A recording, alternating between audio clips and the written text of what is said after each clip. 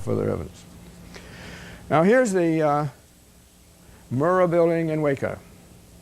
This has been a great burn to most American citizens. And what happened in the demolition of the building or the destruction of the building at Waco, this column, and this column collapsed across the front. One column back in the building. Went down to Senator Nichols' office and talked to his assistant who was handling things for him in Oklahoma, and I tried to get him to go to Oklahoma or get hold of the people in Oklahoma and get a separate and independent investigation of what happened in the building. He told me 2 days later that there was a big difference of opinion in Oklahoma with respect to what happened. I knew then he was going to do nothing, so I put together a technical report and analysis, my bomb damage assessment of the building, and I concluded there had to have been demolition charges in the building. The 4,000 pounds of ammonium nitrate and fuel all outside could not possibly have done the damage. And I sent that report to about 75 senators and congressmen. The response back to me was minimal to almost a black hole. One senator wrote back and he said, "I intend to withdraw my support, sponsorship of the anti-terrorism bill, and I will work to see that it is cleaned up." But what happened? The Senate and the House, they were crawling all over each other trying to ram that counterterrorism bill through, which would remove a lot of your constitutional guarantees. And the Senate rammed it through without going to a committee. And so an area around the concrete was turned into powder, a very fine powder. You're dealing with pressure several hundred times the yield strength of concrete, probably 300 pounds at least.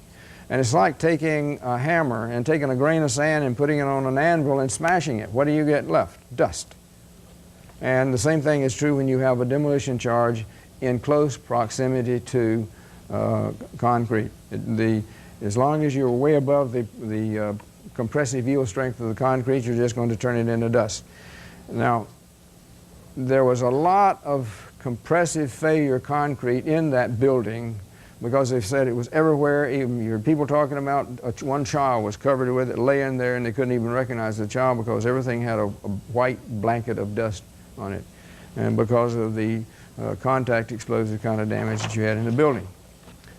Now, looking at the overhead of the Murrah building, on the back side you see the asymmetry in the pattern of damage when those columns collapsed straight down across the front.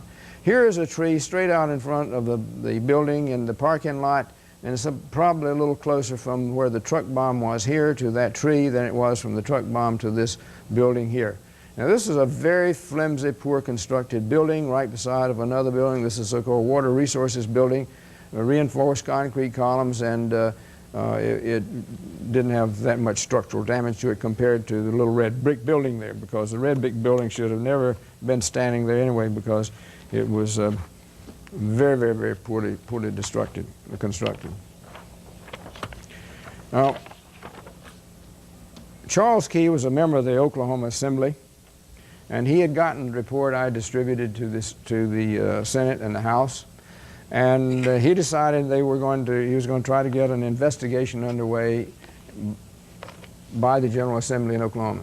And he invited me down to give my presentation and my analysis of the failure of the building and how it was brought down to the members of the Oklahoma Assembly and surviving family members. Plus the news media was there also. And we had a press conference on the subject. But the governor was vociferously opposed to having any kind of an investigation, and he put a lot of pressure on the House, and it didn't happen. So they did not get the investigation underway. But it was while I was down there on this visit, I went to some people and organizations there and had the opportunity to get hundreds and hundreds of pictures so that I could see what the evidence and destructive evidence throughout the cleanup process. If I'd gone in there right after the explosion, everything was covered up and you wouldn't have had access or been able to see an awful lot of things. So I was fortunate to be able to get lots and lots of pictures to confirm or deny or try to find out really what happened in the bombing in Oklahoma. Well, I came back and I did a more detailed and technical analysis of the bombing and put together a report.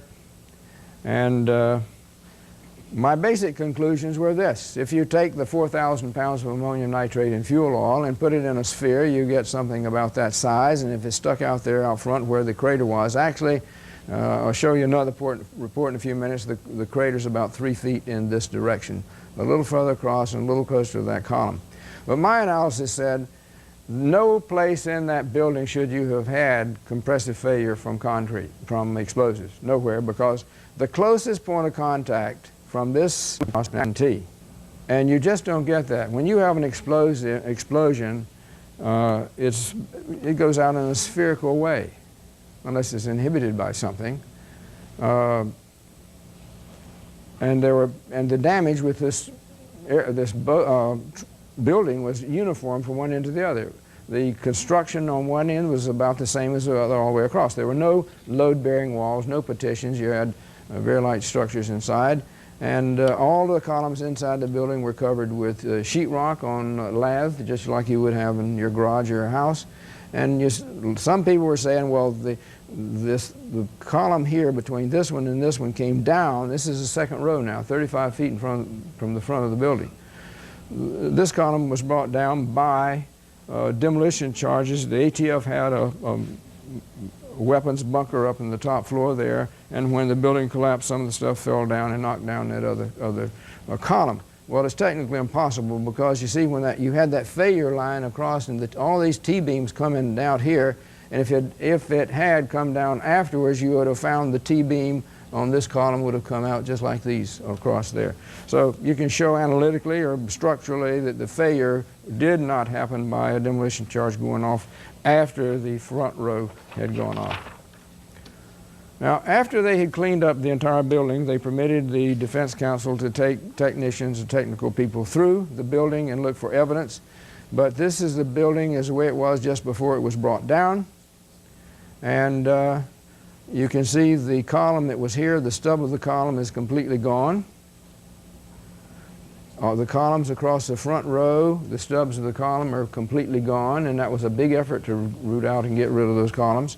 They were hauled off and buried behind a chain link fence with guards on it. And they had a big machine out there like you would use in surface mining, burying all that building stuff. So they had essentially sanitized the building before they permitted anybody to go and take a look at it.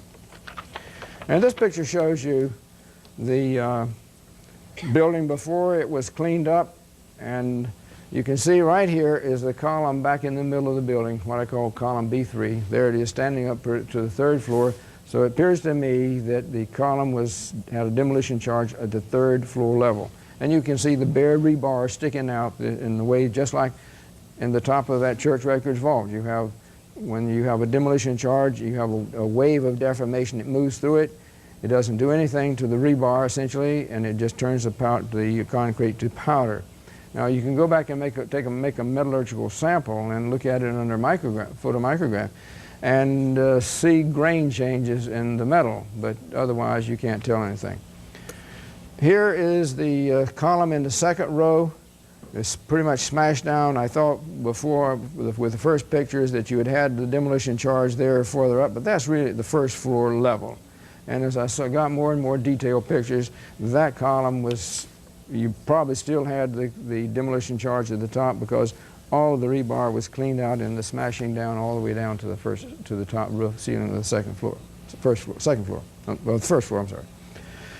The transfer beam, that 3-foot by 5-foot reinforced concrete beam across the whole force of the building, rolled back into the building 90 degrees. The next column is buried and you can't see it, and you see the transfer beam on over further. Now, I'd like to walk you across the front of that building so that you can see what happened. The first column on the left, there was no demolition charge there, and you didn't have the reach from the bomb to do any damage over there. But what happened when the other 3 columns were cut out from under the building, that transfer beam essentially fell down this way, so this area was in compression, this area is in tension, and you can see how the rebar was pulled out here in tension, and one of them broke. The second large column across the front, you can see the rebar from here going up and down and across all the way over here is probably about 15 feet up to the third floor is completely bare of concrete, and I'm sure most of that came from smashing down of the floor after floor after floor from fairly high level, smashing this down. And if you took a photomicrograph metallurgical sample of the rebar here, you could very easily tell whether there was a demolition charge there and confirm it or not. But that column was cut off and disposed of and buried, and nobody will ever know really for sure what happened. Another significant thing about the crater is this particular picture.